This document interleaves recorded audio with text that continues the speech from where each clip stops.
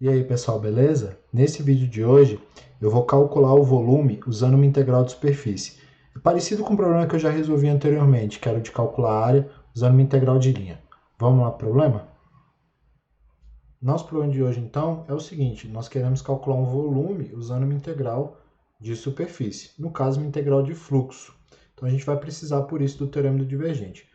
E aí depois que a gente mostrar que essa fórmula é verdadeira, a ideia é calcular o volume de um cone de raio A e altura H.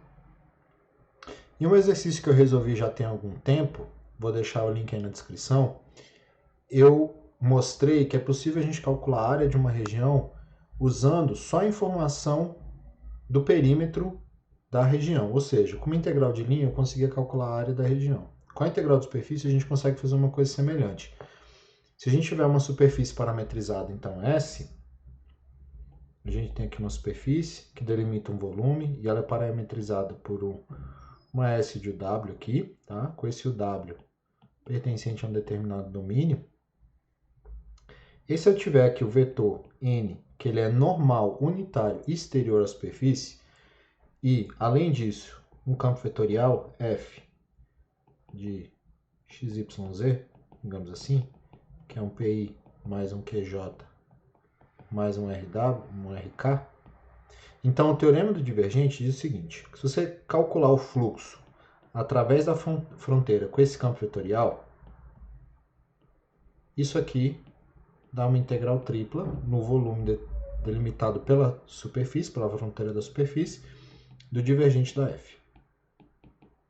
dV. Então esse é o resultado do teorema do divergente. A integral do fluxo na fronteira equivale à integral tripla do divergente da F. Então olha que coisa interessante. Se eu escolher um campo vetorial apropriado, então, nesse caso eu vou escolher esse campo aqui, ó, que ele é o xi mais yj mais zk, o divergente desse campo, facilmente calculável, a derivada da primeira componente com relação a x, que dá 1, mais a derivada da segunda componente com relação a y, que dá 1 também, mais a derivada da terceira componente com relação a z, que dá 1, ou seja, o divergente desse campo aqui dá 3. Nesse caso, especificamente, a integral de superfície de f escalar n ds, ele equivale, na verdade, à integral tripla no volume de 3dV. E nesse caso, a integral tripla do volume de dV, ela é 1/3 da integral de superfície de f escalar n ds. Ou seja, o volume da região, esse aqui é o volume da região, ele é simplesmente calculado usando uma integral de superfície daquele campo específico ali. Volume da região, V. Então é possível calcular um volume simplesmente com a informação da superfície. Ótimo. Qual que vai ser o nosso próximo passo? Vai ser calcular o volume de um cone usando essa informação aí. Vamos lá para a nossa segunda etapa. Então, como a gente quer calcular o volume do cone, vamos começar então escrevendo a equação cartesiana desse cone aí. Então eu tenho um cone de altura h e raio A. A equação cartesiana dele é h sobre a raiz quadrada de x2 mais y2. No caso, x2 mais y2 varia entre 0 e a ao quadrado, ou seja, um círculo de raio A. E aí, eu já vi ali na primeira etapa que o volume disso é 1/3 da integral sobre a superfície de f escalar n ds. ds é um elemento de superfície, o n é o vetor normal exterior e o f é o campo xi mais yj mais ek. É um campo específico aí que a gente vai lidar. Então a gente vai calcular o volume usando uma integral de fluxo. Beleza. Só que aqui a gente tem que reparar o seguinte. A gente tem duas superfícies para analisar. Tem a base, que eu vou parametrizar chamando de B, e tem a lateral, que eu vou parametrizar chamando de L. E nesse caso, por conta disso, o volume ele é dividido em duas integrais. É uma integral sobre a base, vou botar aqui o B então, de f escalar n, chamar n da base aqui, de ds, mais 1/3 da integral na lateral de f escalar o vetor normal da lateral ds aí.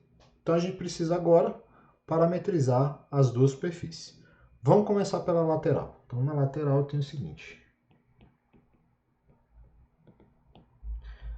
Na lateral eu já tenho, na verdade, a equação do z e eu posso parametrizar de várias formas, mas eu vou parametrizar usando coordenadas polares, que ela vai ficar assim, ó.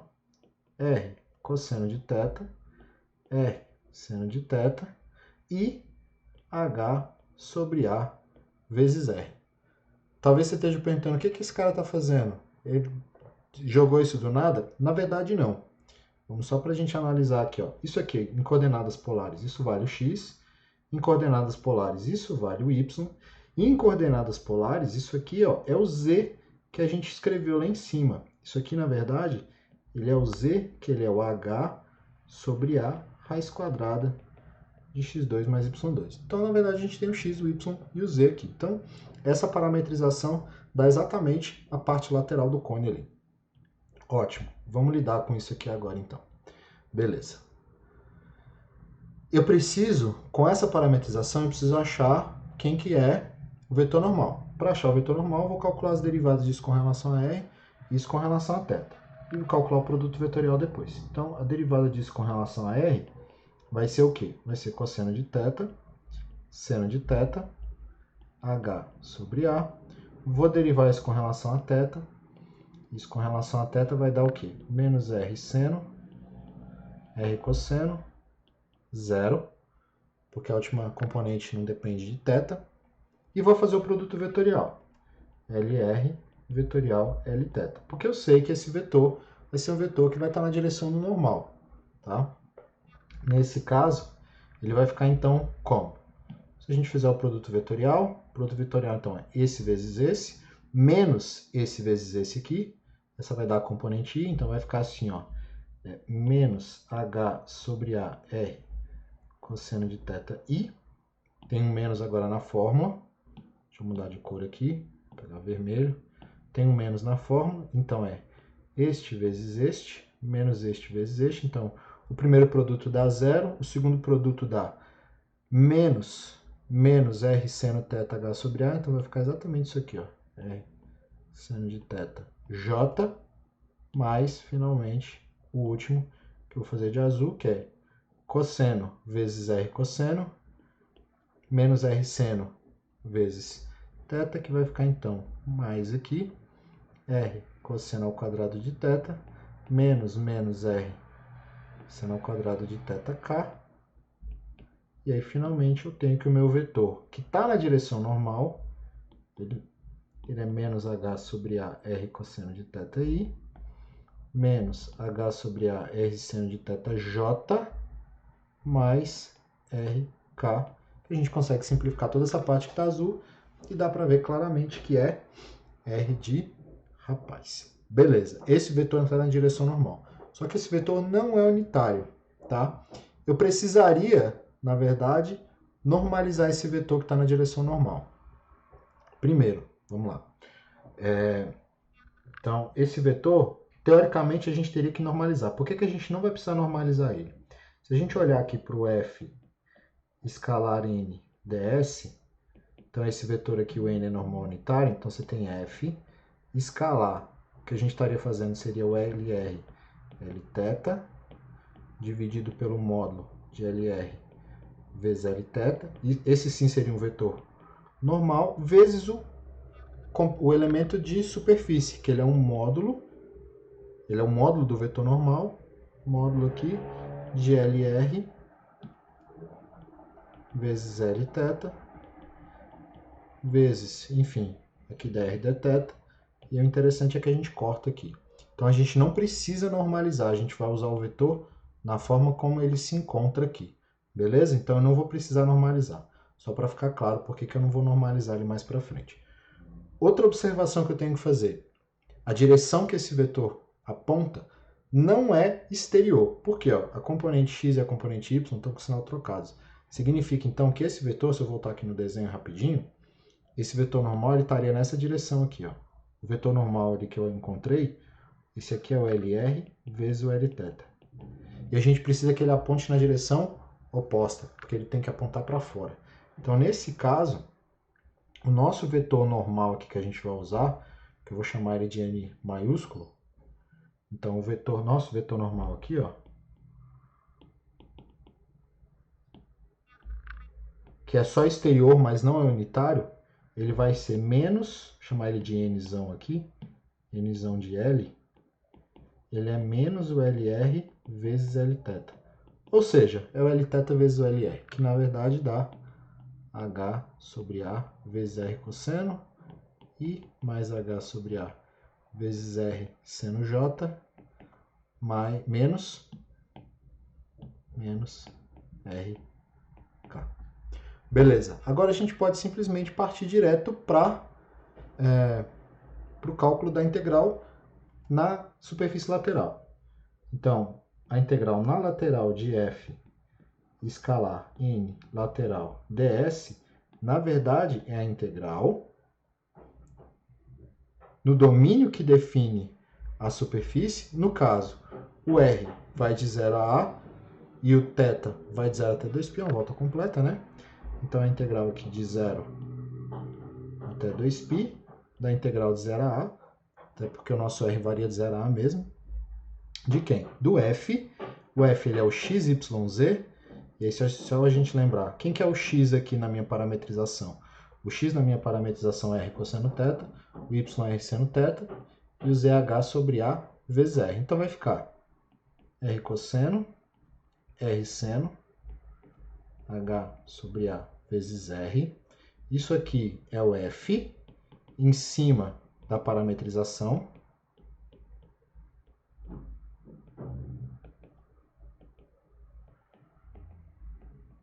Produto escalar com o vetor normal. Eu não preciso fazer com o vetor normal exterior, por quê? Porque só me resta o produto ali. Então aqui no caso é o NL grande, que é esse cara aqui, ó.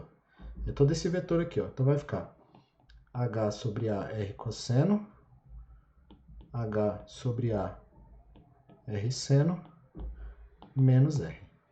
E aqui dr dθ.